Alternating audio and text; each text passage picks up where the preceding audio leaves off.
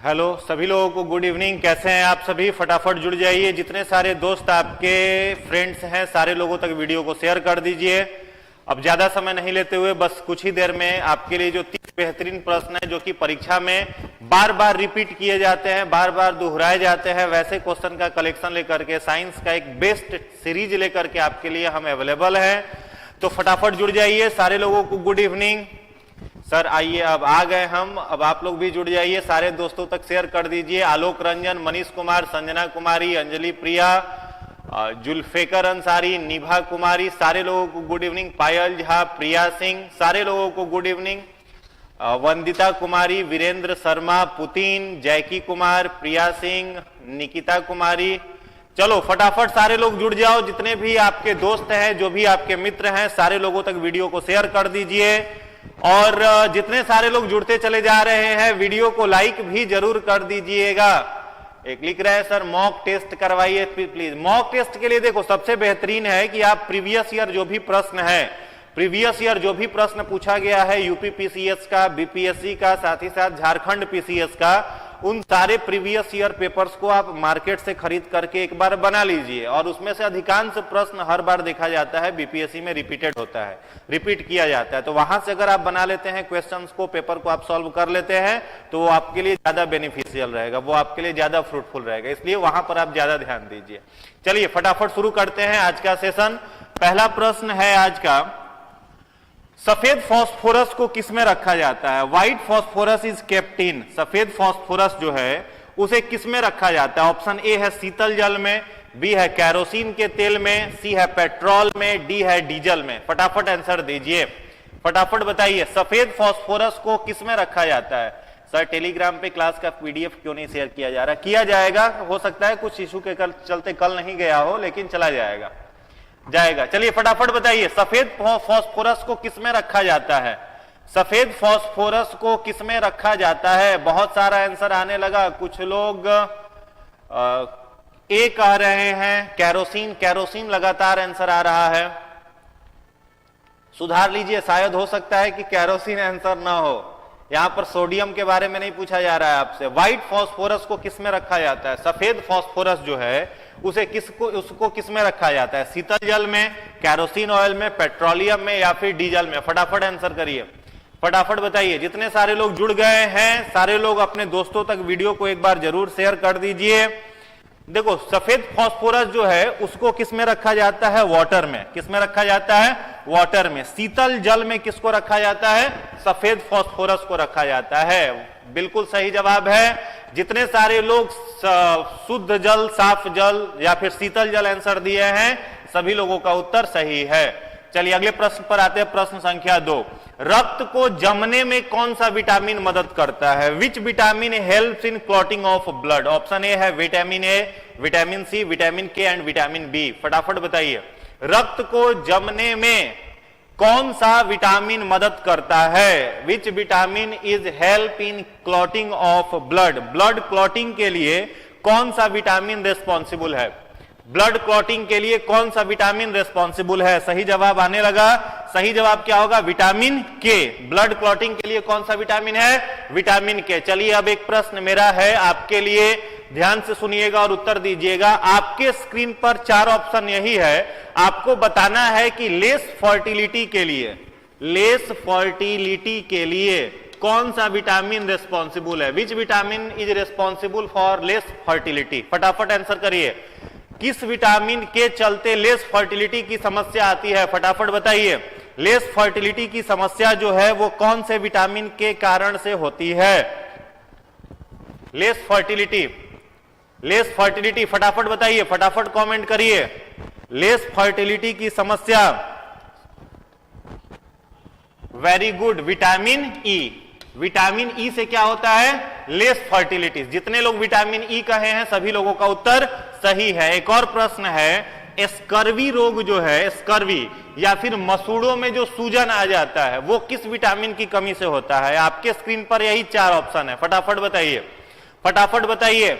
मसूड़ों में सूजन या फिर स्कर्वी नामक जो रोग है वो कौन से विटामिन की कमी से होता है? स्कर्वी रोग जो है वह कौन से विटामिन की कमी से होता है? स्कर्वी रोग कौन से विटामिन की कमी से? चलो सब सही जवाब आने लगा, विटामिन सी। विटामिन सी से कौन सा रोग हो जाता है?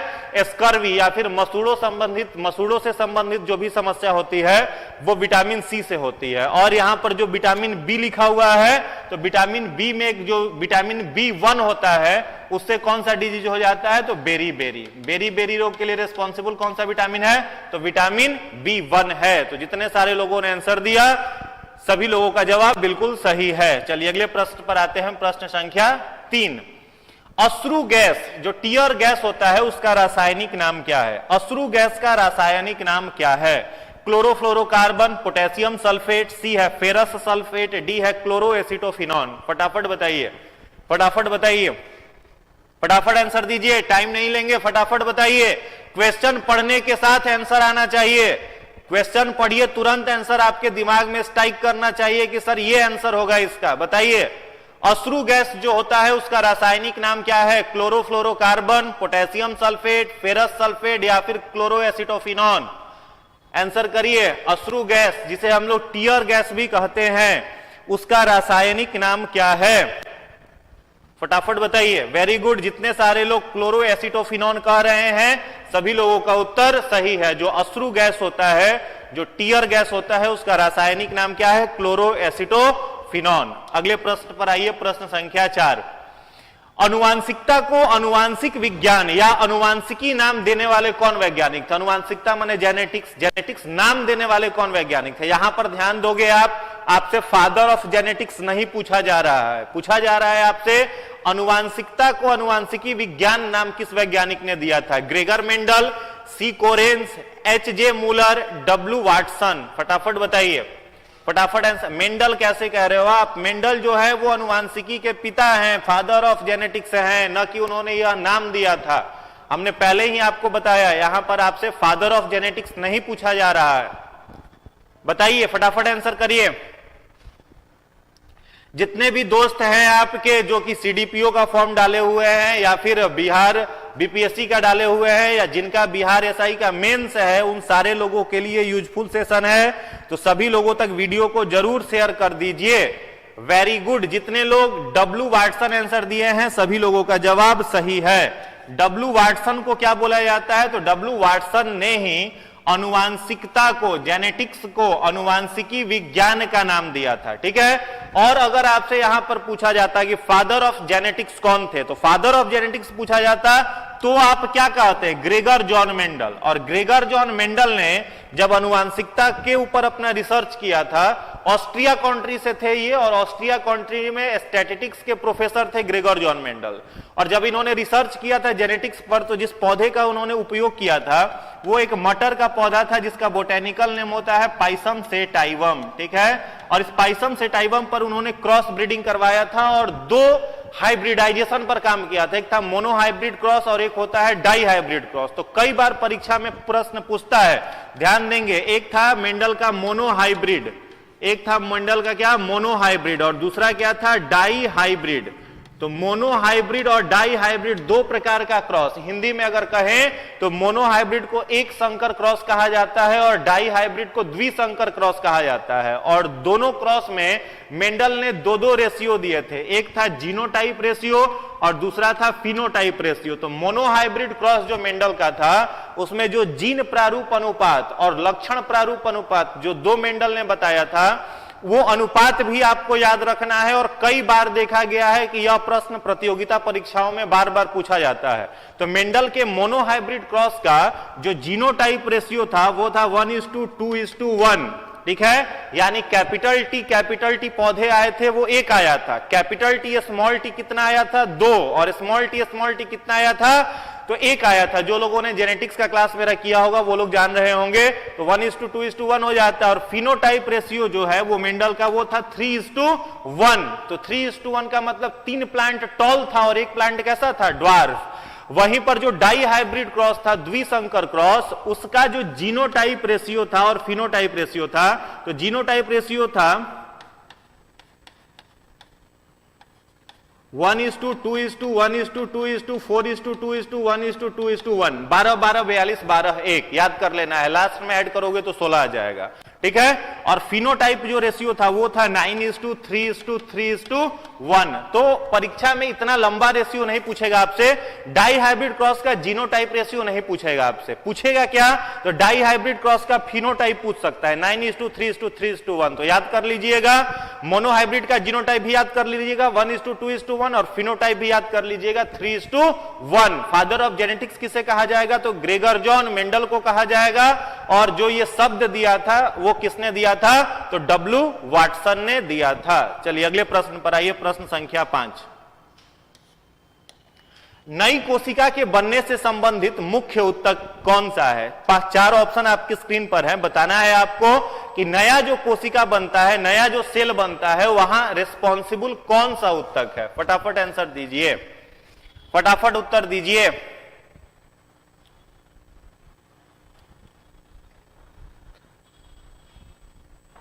वीडियो क्वालिटी इंक्रीज करिए अंजलि प्रिया, आपको दिखेगा। कैसे नहीं दिख रहा है? बाकी लोगों को तो दिख रहा है, सारे लोग आंसर कर रहे हैं। तो आप अपने स्क्रीन का, मोबाइल का पिक्चर क्वालिटी इंक्रीज करिए, दिखेगा।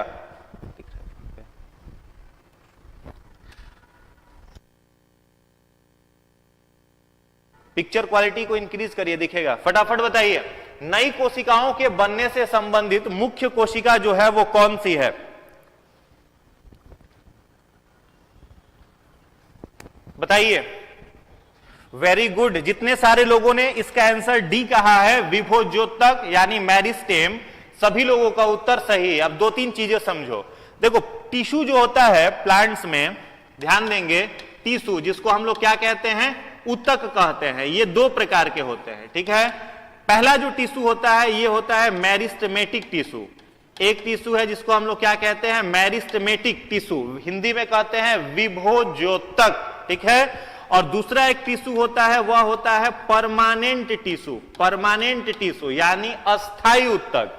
मेरिस्टेमेटिक टिश्यू के पास ही केवल कोशिका विभाजन करने की क्षमता होती है, और यही मेरिस्टेमेटिक टिश्यू जब कोशिका विभाजन कर लेता है तो बदल जाता है किस टिश्यू में? परमानेंट टिश्यू में। ध्यान देंगे, केवल कोशिका विभाजन की क्षमता किसमें है? मेरिस्टेमेटिक टिश्यू में। परमानेंट टिश्यू में कोशिका विभाजन करने की कोई क्षमता नहीं है। और मेरिस्टेमेटिक टिश्यू कितने प्रकार के? तो 3 प्रकार के। पहला एपिकल मेरिस्टेमेटिक टिश्यू, पहला क्या हो जाएगा? एपिकल मेरिस्टेमेटिक टिश्यू, अग्र विभोज्योतक, जो कि पत्ता वगैरह के टिप पर पाया जाता है। दूसरा होता है लेटरल मेरिस्टेमेटिक टिश्यू, पश्च विभोज्योतक। और तीसरा होता है इंटरकैलरी मेरिस्टेमेटिक टिश्यू, मध्य विभोज्योतक। और तीनों के पास क्या है? तो कोशिका विभाजन करने की क्षमता होती है। और जब यही कोशिका विभाजन किया तो किस में बदल गया? परमानेंट टिश्यू में। और परमानेंट टिश्यू में याद रखेंगे कोशिका विभाजन करने की कोई सुविधा नहीं है। और यह परमानेंट टिश्यू 2 प्रकार के होते हैं। एक होता है सिंपल परमानेंट टिश्यू और दूसरा होता है कॉम्प्लेक्स परमानेंट टिश्यू, सरल अस्थायी ऊतक। और दूसरा होता है जटिल अस्थायी ऊतक। दोनों कोशिका विभाजन नहीं करेगा। सरल अस्थायी ऊतक भी 3 प्रकार के, पैरेनकाइमा, कोलेनकाइमा और स्क्लेरेनकाइमा। पैरेनकाइमा, कोलेनकाइमा और स्क्लेरेनकाइमा कैसे हैं? परमानेंट टिश्यू के सिंपल परमानेंट टिश्यू हैं। और कॉम्प्लेक्स परमानेंट टिश्यू में क्या आता है? तो कॉम्प्लेक्स परमानेंट टिश्यू में आता है जाइलम और फ्लोएम, ये 2 आते हैं। क्लियर है? तो इतना आपको ध्यान रखना है। तो प्रश्न आपसे क्या पूछा गया था? नई कोशिका के बनने से संबंधित मुख्य ऊतक। तो नया कोशिका किससे के द्वारा बनेगा? जो कोशिका विभाजन कर सकता हो। तो कोशिका विभाजन केवल कौन कर सकता है? विभोज्योतक। बाकी पैरेनकाइमा, कोलेनकाइमा, स्क्लेरेनकाइमा नहीं कर सकते हैं, क्योंकि इसका निर्माण ही मेरिस्टेमेटिक टिश्यू के बनने के बाद होता है और उनमें कोशिका विभाजन की कोई सुविधा, कोई क्षमता नहीं होती है। चलिए अगले प्रश्न पर आइए। प्रश्न संख्या 6, ध्यान से पढ़ेंगे फिर उत्तर देंगे। प्रश्न संख्या 6 का उत्तर दीजिए, फटाफट बताइए। प्रश्न संख्या 6 का उत्तर दीजिए।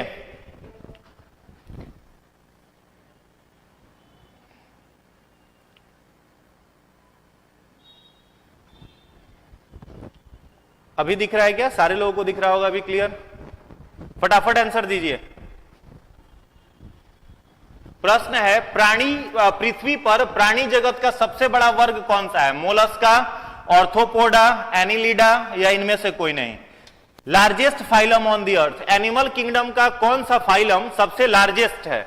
एनिमल किंगडम का कौन सा फाइलम सबसे लार्जेस्ट है? फटाफट बताइए। Largest phylum of animal kingdom, largest phylum of animal kingdom. Very good. जितने सारे लोगों ने ऑर्थोपोडा आंसर दिया है ऑप्शन बी, सभी लोगों का जवाब सही है। देखो ध्यान दोगे, ऑर्थो और पोडा, इसके अंतर्गत जितने भी इंसेक्ट हैं, कीट हैं, वे सब आते हैं। जितने भी इंसेक्ट्स हैं, कीट है, वो सब किसके अंतर्गत आते हैं? ऑर्थोपोडा के। तो ऑर्थो का मतलब होता है ज्वाइंटेड, यानी जुड़ा हुआ, और पोडा का मतलब होता है पैर। वैसे जंतु जो 6 पैर के होते हैं और उनका पैर ज्वाइंटेड होता है, उनको किस में रखा जाता है? ऑर्थोपोडा में। और ऑर्थोपोडा क्या है? सबसे बड़ा फाइलम है। एनिमल किंगडम का सबसे बड़ा फाइलम कहने का मतलब सबसे ज्यादा नंबर्स ऑफ एनिमल्स जो हैं वो इस फाइलम के अंतर्गत आते हैं। अब एक प्रश्न है मेरा आपसे, ध्यान से बताइएगा। अगर आपसे पूछा जाए कि ऑक्टोपस, नाम सुने होंगे सब लोग, ऑक्टोपस जो है निम्नलिखित में से किस फाइलम में आएगा? 4 ऑप्शन आपकी स्क्रीन पर है और आपसे पूछा जाए कि ऑक्टोपस इसमें से किस फाइलम में आएगा, तो आप क्या बताएंगे? फटाफट आंसर दीजिए, फटाफट बताइए। ऑक्टोपस जो है वो किस फाइलम में आएगा? उत्तर दीजिए। 4 ऑप्शन आपकी स्क्रीन पर यही है, आपको बताना है ऑक्टोपस किस में आएगा। ऑक्टोपस किस में आएगा? फटाफट उत्तर दीजिए, ऑक्टोपस किस में आएगा? Very good. जितने सारे लोग मोलस्का आंसर दे रहे हैं, सभी लोगों का उत्तर सही है, मोलस्का। ऑक्टोपस किस में आता है? मोलस्का में आता है। और एक बताओगे, अर्थवर्म जो होगा, अर्थवर्म, अर्थवर्म का मतलब क्या होता है? केचुआ, ठीक है, केचुआ जो होता है, इसे फ्रेंड्स ऑफ फार्मर कहा जाता है, किसानों का मित्र, वो किस में आएगा? 4 ऑप्शन यही है, 3 ऑप्शन यही है, बताइए, फटाफट बताइए। केचुआ जो होगा वो किस में आएगा? केचुआ, केचुआ, अर्थवर्म किस फाइलम में आएगा? केचुआ जो है वो किस फाइलम में आएगा? बच गया एक, एनिलिडा। तो केचुआ किस में आएगा? एनिलिडा। और बाकी जो भी इंसेक्ट है, चाहे वो आपका मच्छर हो, चाहे वो आपका कॉकरोच हो, वो सब किस में आ जाएगा? ऑर्थोपोडा में। एंड ऑर्थोपोडा क्या है? सबसे लार्जेस्ट फाइलम है एनिमल किंगडम का। चलिए अगले प्रश्न पर आइए, प्रश्न संख्या 7। प्रश्न संख्या 7 का उत्तर दीजिए। इनमें से कौन सी दवाएं कवक रोधी होती है? यानी कवक का मतलब फंजाई, फंजाई से एंटी फंगल मेडिसिन का नाम बताना है आपको। एम्फिटोरोसिन, प्राइमेरिसिन, प्रिसियोफिलविन या फिर ऊपर के सभी। 4 ऑप्शन है, आपको बताना है कि कवक रोधी कौन सा है। फटाफट उत्तर दीजिए। कवक रोधी एंटी फंगल मेडिसिन का नाम बताना है आपको। Question number 7, anti fungal medicine, anti fungal medicine का नाम बताओ। Very good. जितने सारे लोग डी आंसर कर रहे हैं, सभी लोगों का जवाब सही है। जितने भी 3 मेडिसिन का नाम लिखा गया है, एम्फोटोरोसिन या फिर प्राइमेरिसिन या फिर आपका प्रिसियोफेल्विन, ये सब क्या है? तो ये सब कवक रोधी दवाइयां है। चलिए अगले प्रश्न पर आइए, प्रश्न संख्या 8। चलिए 8 नंबर प्रश्न का उत्तर दीजिए। एड्स विषाणु के लिए सबसे ज्यादा आजमाई गई दवा कौन सी है? एड्स जो डिजीज है, निम्नलिखित में से किस दवा को सबसे ज्यादा उपयोग किया गया है? एड्स डिजीज में कौन सी दवा का उपयोग सबसे अधिक किया गया है? अगर नया प्रश्न मिल रहा है तो सभी लोगों से रिक्वेस्ट करेंगे, सारे लोग एक बार लाइक जरूर कर दीजिए और जो भी आपके फ्रेंड्स हैं, सारे फ्रेंड्स तक शेयर जरूर कर दीजिए। फटाफट उत्तर दीजिए। एड्स डिजीज में कौन सा मेडिसिन सबसे ज्यादा ट्रस्टवर्दी है जिसका उपयोग किया गया है? सबसे ज्यादा ट्रस्टवर्दी मेडिसिन जो है वो कौन सा है? बताइए। जितने लोग ए आंसर दे रहे हैं, सभी लोगों का उत्तर सही है। जीडोवुडीन, कौन सा मेडिसिन? जीडोवुडीन मेडिसिन जो है वो एड्स डिजीज के लिए सबसे ज्यादा आजमाया गया मेडिसिन है। अब ध्यान देंगे, एड्स डिजीज कौन सा डिजीज है? देखो, डिजीज 2 प्रकार के, एक डिजीज होता है जो कॉन्जेनाइटल हो जाता है, जो जन्मजात, और दूसरा डिजीज होता है एक्वायर्ड, जो जन्म के बाद होता है। ठीक है, तो एड्स कैसा डिजीज है? एक्वायर्ड डिजीज है, जन्म के बाद होने वाला रोग है। एड्स का जो फुल फॉर्म होगा, उसी फुल फॉर्म में इसका मतलब भी छुपा हुआ है। ए का मतलब एक्वायर्ड, आई का मतलब इम्यूनो, डी का मतलब डिफिशियंसी, और छोटा सा एगो एस लगा रहता है, इसका मतलब होता है syndrome. Acquired immuno deficiency syndrome. Acquired का मतलब वह रोग जो जन्म के बाद हो, इम्यून का मतलब वह रोग जो हमारे WBC को नष्ट कर दे, डिफिशियंसी का मतलब WBC कम करने वाला, और सिंड्रोम का मतलब कारक, वह रोग जो व्यक्ति के इम्यून सिस्टम को बर्बाद कर दे उसी को कहते हैं एड्स। किस वायरस से होता है यह? HIV। और HIV किस वायरस के फैमिली का मेंबर है? रेट्रो वायरस फैमिली का मेंबर है, जिसका जेनेटिक मटेरियल क्या होता है?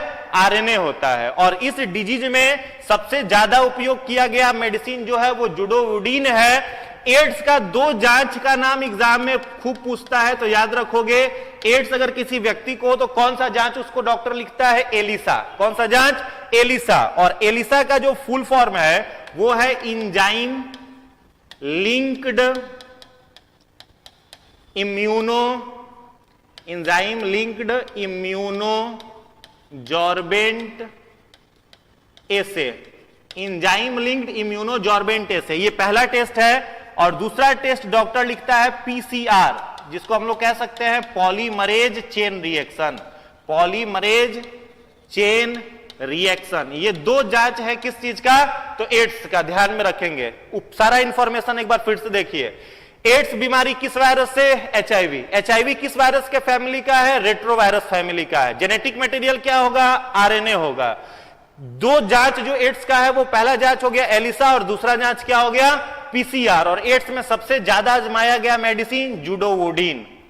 चलिए अगले प्रश्न पर आइए, प्रश्न संख्या 9। प्रश्न संख्या 9 का उत्तर दीजिए। टाइफाइड के लिए दवाई है। टाइफाइड जो डिजीज है, निम्नलिखित में से किस मेडिसिन का यूज किया जाता है? क्लोरोक्विनोन, या फिर विटामिन ए, क्लोरोमाइसिटीन, या फिर सल्फा मेडिसिन? फटाफट बताइए, फटाफट उत्तर दीजिए, फटाफट आंसर दीजिए। टाइफाइड डिजीज के लिए कौन सा मेडिसिन उपयोग किया जाता है? फटाफट बताइए। वेरी गुड, जितने सारे लोग आंसर सी दे रहे हैं सभी लोगों का जवाब सही है, क्लोरोमाइसिटीन। एक और ध्यान देंगे, ध्यान दीजिएगा। प्रश्न पूछता है, ठीक है, प्रश्न आपसे पूछेगा कि बैक्टीरियल डिजीज में सबसे ज्यादा डॉक्टर कौन सा मेडिसिन लिखता है, ठीक है? तो बैक्टीरियल जो भी डिजीज होगा, जीवाणु जनित रोग, वहां पर कौन सा दवाई दिया जाता है? Sulfa medicine. कौन सा मेडिसिन दिया जाता है? Sulfa medicine. लेकिन सबसे ज्यादा ट्रस्टवर्दी जो टाइफाइड में है वो क्लोरोमाइसिटीन है, ठीक है? लेकिन अगर क्लोरोमाइसिटीन ऑप्शन में नहीं दिया रहता और दिया जाता कि जीवाणु जनित रोगों में सबसे अधिक किसका उपयोग किया जाता है, तब आप क्या कहते? तब वहां पर आप बोल सकते थे क्या? Sulfa medicine. ध्यान देंगे, टाइफाइड डिजीज का जो पॉजिटिव एजेंट है वो क्या है? एक बैक्टीरिया है जिसका नाम है साल्मोनेला टाइफी। क्या नाम है? Salmonella typhi. और ये फैलता है किस चीज से? तो यह फैलता है कॉन्टामिनेटेड फूड और ड्रिंक्स से, संक्रमित भोजन से और जल से यह बीमारी फैलती है, जो प्रभावित किसको करती है? इंटेस्टाइन को, आंतों को प्रभावित करती है। और इसका जो जांच डॉक्टर लिखता है वो जांच है इसका विडाल। टाइफाइड के लिए कौन सा जांच किया जाता है? विडाल टेस्ट किया जाता है। किसके लिए? टाइफाइड के लिए किया जाता है। अगले प्रश्न पर आइए, प्रश्न संख्या 10। प्रश्न संख्या 10 का उत्तर दीजिए। निम्नलिखित मछली में सल्क नहीं होते। स्केल जो है वो किस मछली में नहीं पाया जाता है? ऑप्शन ए है कार्प, बी है डॉगफिश, सी है कैटफिश, डी है बोई या मुलेट। फटाफट बताइए। सल्क जो होता है, स्केल जो होते हैं वो किस मछली में नहीं पाए जाते हैं? किस मछली में सल्क नहीं पाए जाते हैं? फटाफट उत्तर दीजिए। प्रश्न संख्या 10 का उत्तर दीजिए। किस मछली में सल्क नहीं पाए जाते हैं? वेरी गुड, जितने सारे लोग कैटफिश उत्तर दे रहे हैं सभी लोगों का जवाब सही है। कैटफिश में कोई भी स्केल नहीं पाया जाता है, स्केललेस उसका बॉडी रहता है। चलिए अगला बताइए। अगला प्रश्न है, सबसे बड़ा जीवित पक्षी का नाम आपको बताना है। सबसे बड़ा जीवित पक्षी का नाम बताइए। सबसे बड़ा जीवित पक्षी का नाम, सबसे बड़ा जीवित पक्षी का नाम, सबसे बड़ा जीवित पक्षी का नाम बताइए। सब लोग जान ही रहे होंगे, शुतुरमुर्ग, ऑस्ट्रिच, ठीक है। और ऑस्ट्रिच एग जो है, ये हमने पिछले वीडियो में भी बताया था, लार्जेस्ट सेल है। ऑस्ट्रिच एग जो है यह लार्जेस्ट सेल है, सबसे बड़ी कोशिका होती है। चलिए नेक्स्ट क्वेश्चन है, लिटमस निम्न में से मिलता है। लिटमस पेपर जो होता है वो किससे प्राप्त किया जाता है? शैवाल से, बैक्टीरिया से, कवक से या लाइकेन? लिटमस पेपर सब लोग जान रहे हो ब्लू और रेड कलर का आता है, जिससे हम लोग एसिड का और बेस का प्रॉपर्टी देखते हैं, जानते हैं कि कौन एसिड है या बेस है, आइडेंटिफाई करते हैं। बताइए लिटमस पेपर किससे प्राप्त किया जाता है? शैवाल से, बैक्टीरिया से, कवक से या फिर लाइकेन से? लिटमस पेपर ऑब्टेन्ड फ्रॉम किससे प्राप्त किया जाता है? वेरी गुड, जितने सारे लोग डी आंसर दे रहे हैं सभी लोगों का जवाब सही है, लाइकेन। ठीक है, और एक चीज याद रखोगे, लाइकेन तैयार कहां पर होता है? तो फंजाई और एल्गी। ठीक है, फंजाई और एल्गी इन दोनों का सिम्बायोटिक एसोसिएशन क्या होता है? लाइकेन होता है। फंजाई जो है यह एल्गी को क्या देता है? शेल्टर, और एल्गी फंजाई को क्या देता है? फूड, भोजन। और इन दोनों का सिम्बायोटिक एसोसिएशन कौन होता है? लाइकेन। और याद आपको रखना है कि लाइकेन जो होता है यह क्या होता है? तो पॉल्यूशन इंडिकेटर। लाइकेन क्या होता है? पॉल्यूशन इंडिकेटर, यानी प्रदूषण का सूचक। जहां कहीं भी एयर में सल्फर डाइऑक्साइड की मात्रा बढ़ जाती है वहां से लाइकेन खत्म हो जाता है। ठीक है, और लाइकेन में प्रश्न कई बार पूछा है कि पोषण कौन सा पाया जाता है? तो लाइकेन सब लोग जानते हैं कि परजीवी है, और परजीवी में कौन सा पोषण लाइकेन में पाया जाता है? तो सहजीवी। सहजीवी जिसको हम लोग कहते हैं सिम्बायोटिक, सहजीवी या फिर सिम्बायोटिक, यह पोषण किसमें पाया जाता है? तो यह पोषण पाया जाता है लाइकेन में। चलिए अगले प्रश्न पर आइए, प्रश्न संख्या 13।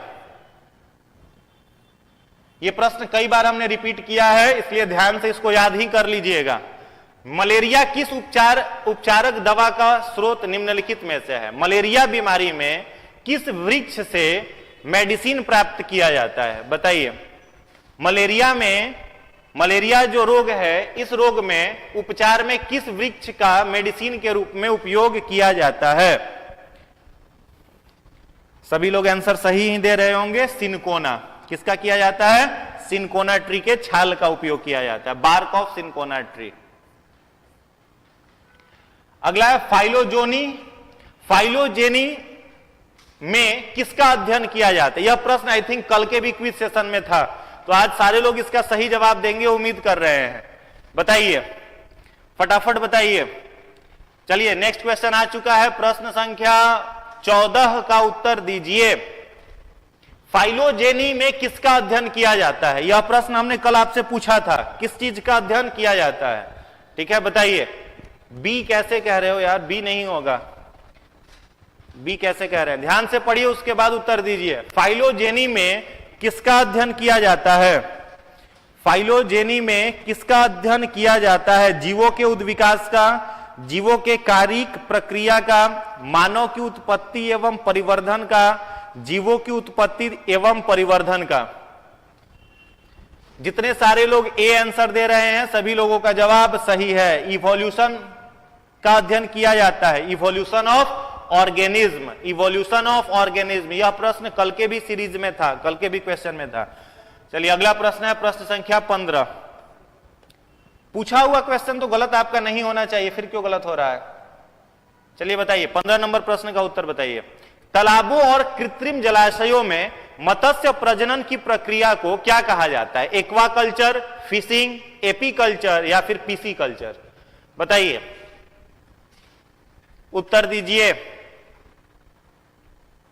जलाशयों में जो मछली पालन होता है तो आर्टिफिशियल कल्चर को क्या हम लोग कहते हैं? फटाफट उत्तर दीजिए।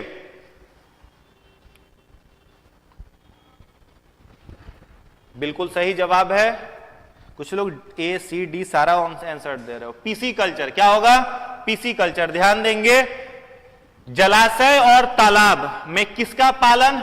मछली पालन या मछली प्रजनन का जो तरीका है उसको हम लोग कहते हैं पीसी कल्चर। हमको ठीक ठीक अगर याद है तो अभी रिसेंटली बिहार एसआई का जो इस बार के पहले पेपर हुआ था उसमें एक प्रश्न पूछा गया था। प्रश्न पूछा गया था कि फूलों का अध्ययन जो होता है, स्टडी ऑफ फ्लावर, प्रश्न पूछा था स्टडी ऑफ फ्लावर, फूलों का अध्ययन विज्ञान की किस शाखा में किया जाता है? ऑप्शन में फ्लोरिकल्चर भी डाला हुआ था और ऑप्शन में एंथोलॉजी भी डाला हुआ था। तो बहुत सारे लोग टिक मार करके आ गए थे फ्लोरिकल्चर, जो कि गलत आंसर था। आंसर क्या होगा? एंथोलॉजी। अगर कल्चर वर्ड लिखा हुआ रहे तो उसका मतलब होता है खेती, और अगर लॉजी वर्ड लिखा हुआ रहे तो उसका मतलब होता है अध्ययन। तो फूलों का अध्ययन आपसे पूछा जा रहा था, तो आंसर क्या हो जाता है? एंथोलॉजी। कल के सीरीज में अगर हमको याद है तो एक प्रश्न था कि मछली का अध्ययन किसमें होता है, तो इक्थियोलॉजी में किसका अध्ययन होता है? मछली का। ठीक है, स्टडी ऑफ फिश क्या होता है? इक्थियोलॉजी। लेकिन मछली पालन या मछली प्रजनन पूछा जा रहा है, इसलिए यहां पर क्या हो जाएगा? पीसी कल्चर जो है इस प्रश्न का सही जवाब होगा। Very good. चलिए अगले प्रश्न पर आइए, प्रश्न संख्या 16।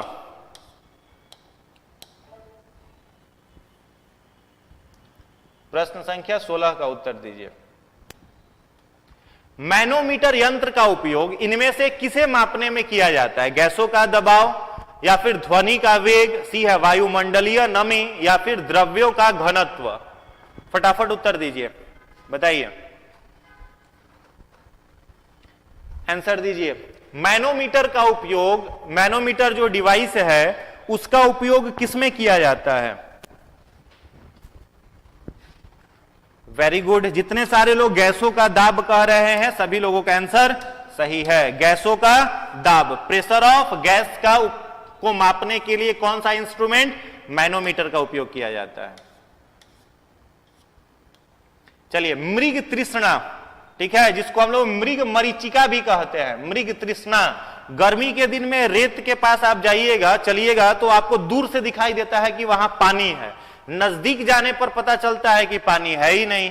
तो ये किसके कारण से होता है? मृग तृष्णा या मृग मरीचिका किसके कारण से होता है? पूर्ण आंतरिक परावर्तन, विसर्जन, परावर्तन, या फिर अपवर्तन। फटाफट उत्तर दीजिए। मृग मरीचिका के लिए उत्तरदायी क्या है? यह कई बार प्रश्न पूछा है, मोस्ट रिपीटेड क्वेश्चन है। बताइए, मृग मरीचिका के लिए उत्तरदायी क्या है? मृग मरीचिका के लिए उत्तरदायी क्या है? मृग मरीचिका या मृग तृष्णा बनने के लिए क्या कारण है? पूर्ण आंतरिक परावर्तन, विसर्जन, परावर्तन, या फिर अपवर्तन।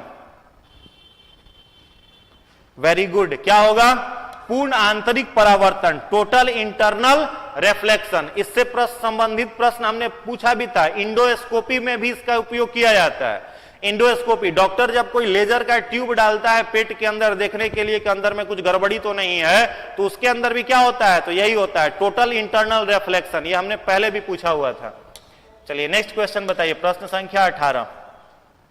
प्रकाश की गति सबसे कम किसमें होगी? प्रकाश की गति जो होती है वो न्यूनतम किसमें होती है? वायु से गुजरने पर, जल से गुजरने पर, कांच से गुजरने पर, या फिर निर्वात से गुजरने पर। बताइए, प्रकाश की गति न्यूनतम यानी मिनिमम किसमें होगी? फटाफट बताइए, प्रकाश की गति न्यूनतम किसमें होगी? प्रकाश की गति न्यूनतम किसमें होगी? आंसर दीजिए। जितने सारे लोग कह रहे हैं कांच से गुजरने पर, सभी लोगों का उत्तर सही है। पासिंग थ्रू ग्लास, कांच जो है इसके द्वारा अगर प्रकाश को गुजारा जाए तो उसकी गति जो होगी वो न्यूनतम हो जाती है। और सबसे अधिक किस में हो जाएगा? मैक्सिमम किस में होगा? तो मैक्सिमम बताइए फटाफट कमेंट करके। वेलोसिटी ऑफ लाइट जो है वो मैक्सिमम किस में होगा? तो यही ऑप्शन है आपके पास। मैक्सिमम किस में होगा बताइए? मैक्सिमम टाइप करके लिखिए कि मैक्सिमम किस में होगा? सॉलिड में। सॉलिड कैसे होगा जी? साउंड थोड़ी पूछा जा रहा है, लाइट पूछा जा रहा है। बिल्कुल सही जवाब है वैक्यूम। मैक्सिमम किस में हो जाएगा? निर्वात। निर्वात से जब इसको गुजारा जाए तो वहां पर ये क्या हो जाएगा? मैक्सिमम। और न्यूनतम किस में हो जाएगा? कांच से गुजारने पर। चलिए अगला प्रश्न है प्रश्न संख्या 19।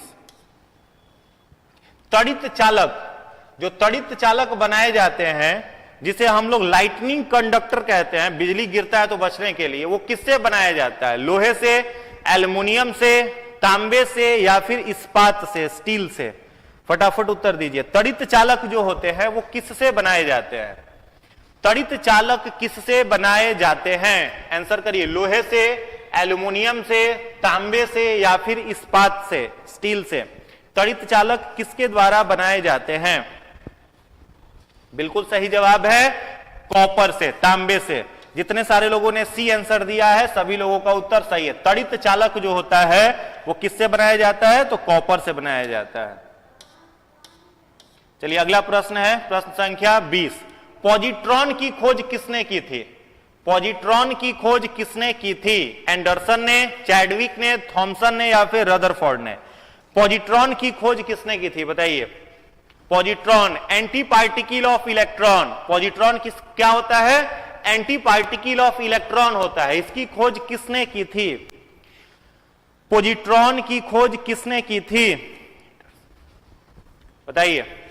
बिल्कुल सही, चैडविक कैसे होगा? न्यूक्लियस हमें यहां पर थोड़ी प्रश्न पूछ रहे हैं। एंडरसन बिल्कुल सही जवाब है।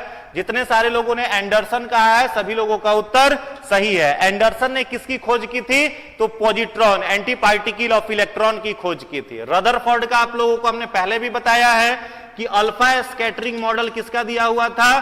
तो रदरफोर्ड का। अल्फा स्कैटरिंग मॉडल जो है वो किसका दिया हुआ था? रदरफोर्ड का, जिसमें उन्होंने किसका पता लगाया था? न्यूक्लियस का पता लगाया था। ठीक है, 20,000 अल्फा रे को पास करवाया था उन्होंने किसके द्वारा पास करवाया था? तो गोल्ड फॉयल से, सोने के एक पतले चादर से पास करवाया था 20,000 अल्फा रे को। और उसमें से कुछ इंफॉर्मेशन, जो 3 इंफॉर्मेशन दिए थे कि मोस्ट पार्ट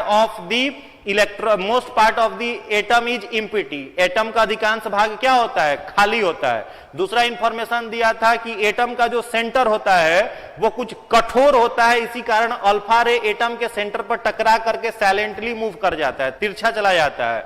और तीसरा इंफॉर्मेशन दिया था कि एटम के न्यूक्लियस को भेदने की क्षमता किसी में नहीं होती है, इसीलिए अल्फा रे जो होता है एटम के न्यूक्लियस से टकरा करके रिफ्लेक्ट होकर के वापस चला आता है। तो ये मॉडल किसका था? तो रदरफोर्ड का था। चलिए अगले प्रश्न पर आइए। तो इस प्रश्न का उत्तर क्या हो जाएगा? एंडरसन सही जवाब हो जाएगा। चलिए नेक्स्ट है, 1 एंगस्ट्रम किसके बराबर है? 1 एंगस्ट्रम जो है वो किसके बराबर है? एटम के रेडियस को किस में मेजर किया जाता है? एंगस्ट्रम में। तो प्रश्न पूछा जा रहा है आपसे कि 1 एंगस्ट्रम जो है का वैल्यू जो है वो कितना होगा? वैल्यू ऑफ 1 एंगस्ट्रम फटाफट बताइए। Value of 1 angstrom, value of 1 angstrom. कुछ लोग ए बी सी सारा ऑप्शन दे रहे हैं, कोई ना कोई तो एक तो लड़ ही जाएगा। कुछ लोग एक दूसरे को फॉलो भी कर रहे होंगे। फटाफट बताओ। 1 angstrom is equal to, 1 angstrom की वैल्यू कितनी होगी? फटाफट बताइए। Very good, 10 to the power -10। कितना हो जाएगा? 10 टू द पावर -10। एटम का जो रेडियस होता है वो मेजर किस में किया जाता है? एंगस्ट्रम। और न्यूक्लियस, एटम के अंदर क्या होता है? न्यूक्लियस, नाभिक। तो नाभिक का जो रेडियस होता है वो किस में मेजर किया जाता है? फर्मी। ठीक है, नाभिक का रेडियस हम लोग किस में मेजर करते हैं? फर्मी में। और एक फर्मी का वैल्यू कितना होगा? ऑप्शन आपके स्क्रीन पर तो नहीं है, बता सकते हैं तो टाइप करके बताइए। 1 फर्मी, नाभिक की त्रिज्या का जब हम मेजर करेंगे तो वो कितना होगा? फटाफट बताइए। हाँ, आज पीडीएफ चला जाएगा, हम बोल देंगे टेक्निकल टीम के द्वारा पीडीएफ आपको सेंड कर दिया जाएगा। फटाफट बताइए, फटाफट आंसर दीजिए। नाभिक की त्रिज्या को मेजर किया जाता है किसमें? फर्मी में। तो फर्मी का वैल्यू जो होगा वो कितना होगा? Very good, 10 to the power -15 metre. 10 to the power -15 metre. ये क्या होता है? नाभिक की त्रिज्या का क्या होता है? वैल्यू। तो याद रखेंगे, एटम का जो रेडियस है मेजर किसमें करेंगे? एंगस्ट्रम। 1 एंगस्ट्रम का value 10 to the power -10 metre. नाभिक की त्रिज्या, न्यूक्लियस का रेडियस मेजर करेंगे फर्मी में, और फर्मी का value 10 to the power -15 metre. चलिए अगले प्रश्न पर आइए, प्रश्न संख्या 22। प्रश्न संख्या 22 का उत्तर दीजिए। एक बीमारी है जिसका नाम है एस्टिग्मेटिज्म। एस्टिग्मेटिज्म रोग जो है वो किसको प्रभावित करता है? कानों को, आंखों को, नाक को या गले को? फटाफट आंसर करिए। एस्टिग्मेटिज्म डिजीज में कौन सा अंग जो है वो प्रभावित होता है? Which organ is defected in astigmatism disease? बताइए, फटाफट उत्तर दीजिए। एस्टिग्मेटिज्म रोग में कौन सा अंग प्रभावित होता है? बिल्कुल सही जवाब है आंख। एस्टिग्मेटिज्म रोग में क्या प्रभावित होता है? तो आंख प्रभावित होता है। निम्नलिखित में से किसका वेधन क्षमता सबसे अधिक है? पेनिट्रेटिंग पावर जो है वो कौन से किरण की सबसे अधिक होती है? आंसर दीजिए। पेनिट्रेटिंग कैपेसिटी जो होती है वो कौन से विकिरण की सबसे अधिक होती है? पेनिट्रेटिंग कैपेसिटी कौन से विकिरण की सबसे अधिक होती है? अल्फा किरण की, बीटा किरण की, गामा किरण या फिर न्यूट्रॉन? फटाफट आंसर दीजिए। पेनिट्रेटिंग कैपेसिटी कौन से किरण की सबसे अधिक होती है?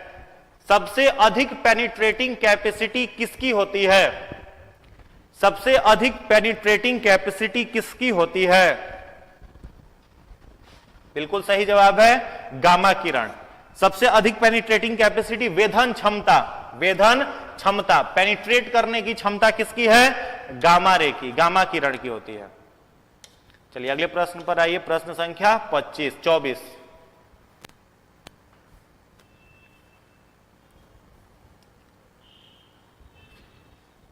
सूर्य में ऊर्जा किस प्रक्रिया द्वारा पैदा होती है? सूर्य जो है सभी लोग जान रहे हैं, उसमें क्या होता है? हाइड्रोजन और हीलियम का न्यूक्लियर फ्यूजन होता है, नाभिकीय संलयन होता है। ठीक है, तो आपको बताना है कि ऊर्जा किसके द्वारा पैदा होती है। सूर्य में ऊर्जा किसके द्वारा पैदा होती है? यूरेनियम के विखंडन द्वारा, हीलियम के संलयन के द्वारा, या फिर हाइड्रोजन के संलयन के द्वारा, या ऑप्शन डी उपरोक्त सभी का समन्वय? फटाफट बताइए, फटाफट आंसर करिए।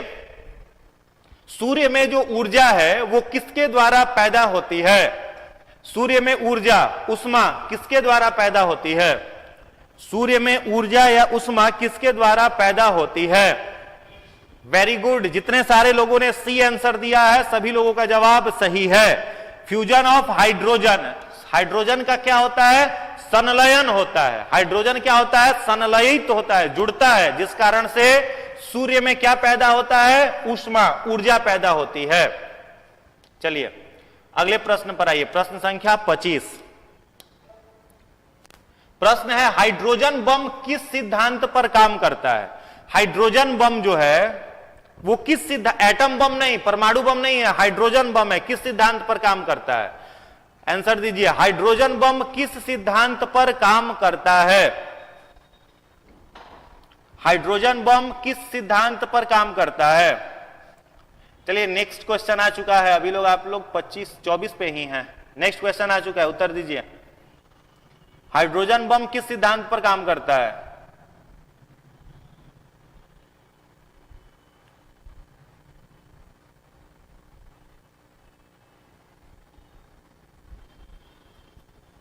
हाइड्रोजन बम किस सिद्धांत पर? नियंत्रित विखंडन अभिक्रिया, अनियंत्रित विखंडन अभिक्रिया, या नियंत्रित श्रृंखला अभिक्रिया, या अनियंत्रित श्रृंखला अभिक्रिया? हाइड्रोजन बम किस सिद्धांत पर काम करता है?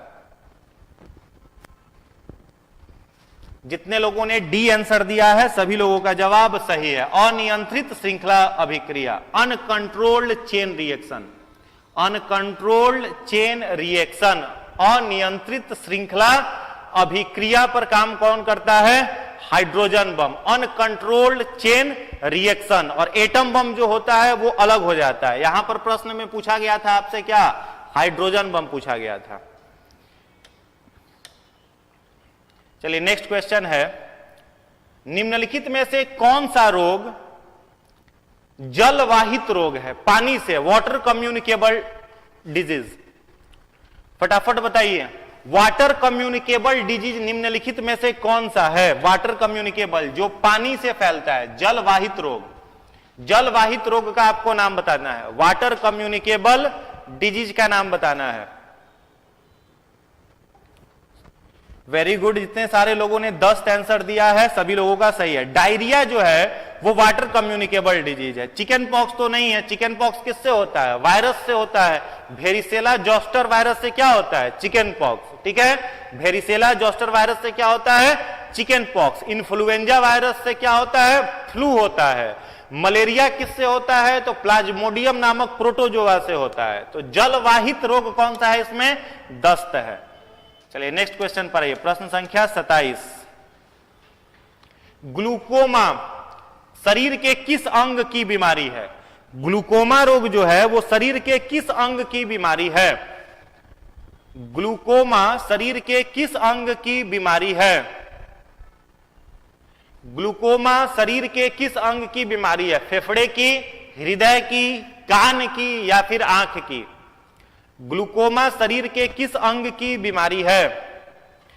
Which organ is defected in glaucoma disease? Very good, आंख का कुछ लोग फोटो ही बना दिया है। आंख किसका बीमारी है? आंख का, आंख का बीमारी है ग्लूकोमा। नाम याद रख लीजिएगा एकदम, ग्लूकोमा कई बार पूछा है, ग्लूकोमा मतलब आंख। चलिए अगले प्रश्न पर आइए। शरीर का कौन सा अंग खराब हो जाता है तो रोगी को डायलिसिस करने की सलाह दी जाती है? शरीर का कौन सा अंग खराब हो जाता है तो रोगी को डायलिसिस करने की सलाह दी जाती है? आंसर दीजिए। ऑप्शन ए है हृदय, बी है फेफड़ा, सी है यकृत, डी है वृक्क या किडनी। क्या खराब हो जाने पर डायलिसिस करने की सलाह दी जाती है? बताइए। देखो डायलिसिस जो है, ये वर्ड जो यहां पर लिखा गया है डायलिसिस, तो डायलिसिस में आपको याद रखना है, डायलिसिस मशीन को हम लोग क्या कहते हैं? Artificial kidney. डायलिसिस मशीन को क्या कहते हैं? Artificial kidney. कृत्रिम वृक्क किसे कहा जाता है? डायलिसिस मशीन को। मान लो किसी के हार्ट में कोई प्रॉब्लम है, ब्लड का सर्कुलेशन नहीं किया जाता, तो आर्टिफिशियल हार्ट उसको लगाते हैं। तो आर्टिफिशियल हार्ट को क्या बोला जाता है? पेसमेकर। आर्टिफिशियल हार्ट को क्या बोलते हैं? पेसमेकर। वैसे ही आर्टिफिशियल किडनी को क्या बोला जाता है? डायलिसिस मशीन कहा जाता है। ठीक है। एक प्रश्न मेरा आपसे है, मान लो किसी की किडनियां खराब हो गई, तो किडनी खराब होने के बाद उसके ब्लड में यूरिया की मात्रा बढ़ने लगेगी। अब यूरिया उसका ब्लड फिल्टर ही नहीं कर पा रहा है, तो डायलिसिस मशीन में फिल्टर करेंगे। तो हमारे किडनी के अंदर यूरिया को फिल्टर करने का काम किसका है? नेफ्रॉन का। नेफ्रॉन काम करता है यूरिया को फिल्टर करने का। तो डायलिसिस मशीन में आखिर ऐसा क्या लगाया जाता है जो ब्लड में से यूरिया को फिल्टर कर देता है? यानी डायलिसिस मशीन का जो कॉइल होता है, फिल्टर कॉइल, वो किस चीज का बना होता है? ध्यान से सुनिए, उत्तर दीजिए। डायलिसिस मशीन का जो फिल्टर कॉइल है वो किस चीज का बना होता है? आंसर दीजिए। डायलिसिस मशीन का फिल्टर कॉइल किस चीज का बना हुआ होता है? डायलिसिस मशीन का नेफ्रॉन नहीं, नेफ्रॉन नहीं होगा, ध्यान दोगे। डायलिसिस मशीन का जो फिल्टर कॉइल है वो बना रहता है किस चीज का? सेलुलोज का। किसका बना होता है? सेलुलोज का। जैसे प्लांट का सेल वॉल क्या होता है? सेलुलोज होता है। उसी सेलुलोज का यूज किया जाता है डायलिसिस मशीन का छनना बनाने के लिए, जिससे ब्लड क्या होता है? यूरिया को छान देता है। ठीक है। तो 2-3 इंफॉर्मेशन आपको मिला। इसका आंसर क्या हो जाएगा? वृक्क, किडनी हो जाएगा। किडनी खराब होने पर डायलिसिस की सलाह दी जाती है। डायलिसिस मशीन का फिल्टर कॉइल किस चीज का बना होता है? सेलुलोज का। डायलिसिस मशीन को हम लोग क्या कहते हैं? आर्टिफिशियल किडनी कहते हैं। चलिए ये याद रखना है, सेलुलोज का बना रहता है। अगले प्रश्न पर आते हैं, प्रश्न संख्या 29। जवाब दीजिए। किस ग्रह को लाल ग्रह कहा जाता है? बच्चा वाला प्रश्न है, सब लोग बचपन से ही पढ़े होंगे, फिल्म बन चुका है इसके ऊपर, सिनेमा भी देख लिए होंगे आप लोग। बताइए, फिल्म देख लिए होंगे, अक्षय कुमार जी उसमें एक्ट किए थे, अक्षय कुमार ही एक्ट किए थे। बताइए, मिशन मंगल। आंसर है इसका क्या? बताओ। लाल ग्रह किसे कहा जाता है? लाल ग्रह किसे कहा जाता है? चलो, मंगल ग्रह को सभी लोग जान रहे हैं किसको बोला जाता है? मंगल ग्रह को। मिशन मंगल मूवी भी बन चुका है। चलिए अगला प्रश्न बताइए, प्रश्न संख्या 30। आज का अंतिम प्रश्न है, प्रश्न संख्या 30। ध्यान से बनाएंगे इसको। उस ग्रह का नाम बताइए जहां पर सूर्य पश्चिम में उदय होता है। उस ग्रह का नाम बताइए जहां पर सनराइज जो है वो किस दिशा में होता है? पश्चिम में होता है। लास्ट में धमाकेदार क्वेश्चन है, ध्यान से बनाइए। उस ग्रह का नाम बताइए जहां पर सूर्य पश्चिम में उदय होता है। डूबता नहीं है जी, उदय होता है। बताइए, किस ग्रह पर सूर्य पश्चिम में उदय होता है? नेपच्यून, प्लूटो, यूरेनस या फिर शनि? नेपच्यून, प्लूटो, यूरेनस या फिर शनि? Very good. जितने सारे लोगों ने यूरेनस जवाब दिया है सभी लोगों का उत्तर सही है। यूरेनस पर सूर्य किस दिशा में उदय होता है? पश्चिम दिशा में उदय होता है। तो कितना आज के टेस्ट सीरीज में आप लोगों का नंबर आया? उसको काउंट करिए, जोड़िए और फटाफट हमको लिख करके बताइए कि किसका कितना नंबर आया। और अगर आपको आज के वीडियो में कुछ भी एक्स्ट्रा जानकारी मिली हुई हो, जो भी प्रश्न आपने नया सीखा हो, तो सारे लोगों से रिक्वेस्ट है कि वीडियो को लाइक जरूर कर दीजिएगा और अधिकांश लोगों तक, जो भी आपके फ्रेंड्स हैं, जो भी आपके कलीग्स हैं, जो बीपीएससी की तैयारी कर रहे हैं और सीरियस कैंडिडेट है जो मन से तैयारी कर रहा है, उन सारे लोगों तक आप शेयर कर दीजिए। खूब हेल्दी रहिए, खूब स्वस्थ रहिए, हमेशा मुस्कुराते हुए रहिए और जम करके पढ़ाई करते रहिए। टेंशन आना जिंदगी का पार्ट ऑफ लाइफ है और टेंशनों से निकल जाना आर्ट ऑफ लाइफ है। तो जीवन जीने की जो कला है वो आप सभी के अंदर है, ऐसा हम उम्मीद कर रहे हैं। तनाव रहित होकर के, टेंशन फ्री होकर के पढ़ाई करते रहिए, निश्चित रूप से सारे लोग सफल होंगे। इन्हीं शुभकामनाओं के साथ आज के सेशन को यहीं खत्म करते हैं। धन्यवाद।